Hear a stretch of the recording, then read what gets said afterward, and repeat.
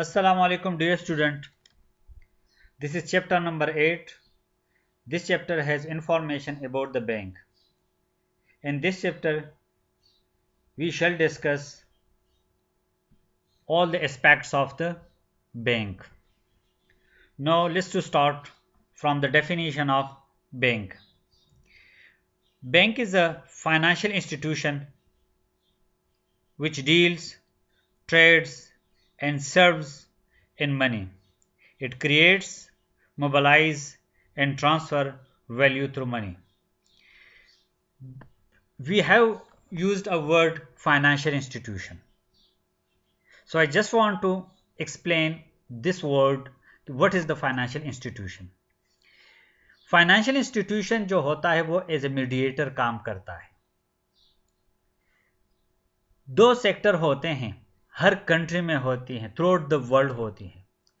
एक सेक्टर को हम कहते हैं सरप्लस इकोनॉमिक यूनिट, या इसको हम कहते हैं सेविंग सेक्टर, या इसको हम कहते हैं लेंडर.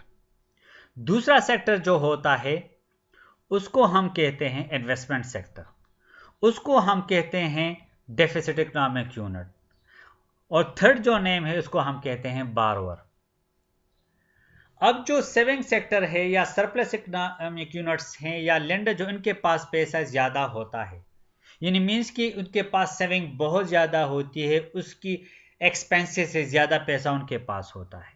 लेकिन जो दूसरा सेक्टर है जिसको हम इन्वेस्टमेंट सेक्टर कहते हैं, उनके पास जो पैसा होता है वो कम होता है, फंड्स की कमी होती है, और वो अपनी कंसर्न एक्टिविटीज़ को प्रॉपर तरीके से रन नहीं कर सकते. इसको ज़रूरत होती है पैसों की.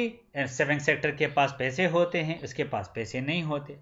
सेविंग सेक्टर जिनके पास पैसा होता है वो कहते हैं कि we have to invest this money because time value of money की वजह से फिर ये डिवैल्यू हो जाएगी. तो ये अच्छा है कि हमारी अमाउंट भी सेव रहेगी और उस पर हमें रिटर्न भी मिलेगा. लेकिन ये जो सेक्टर ये इस किस्म का एक प्लेटफॉर्म ढूंढता है जहां पर उसकी इन्वेस्टमेंट भी सेफ हो और जहां पर उसको रिटर्न भी मिले, क्योंकि वो डायरेक्ट किसी को नहीं दे सकता. अगर देगा तो वहां पर चांसेस होते हैं रिस्क के, डिफॉल्ट के चांस बहुत ज़्यादा होते हैं.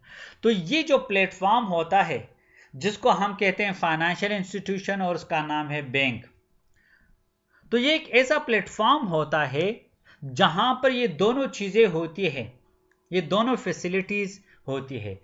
पहली फैसिलिटी कि उसकी इन्वेस्टमेंट सेफ हो, दूसरी फैसिलिटी को उसको रिटर्न मिले. तो यहां पर जो सेविंग सेक्टर है जिनके पास पैसा ज़्यादा होता है वो बैंक में डिपॉजिट करता है, यानी मीन्स के बैंक उनसे पैसा लेता है.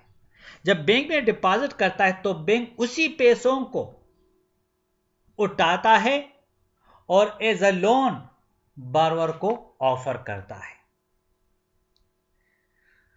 जब बारवर को ऑफर करता है तो बैंक बारवर से उस पर इंटरेस्ट लेता है, और जो इन्वेस्टर होते हैं वो बैंक से इंटरेस्ट लेते हैं.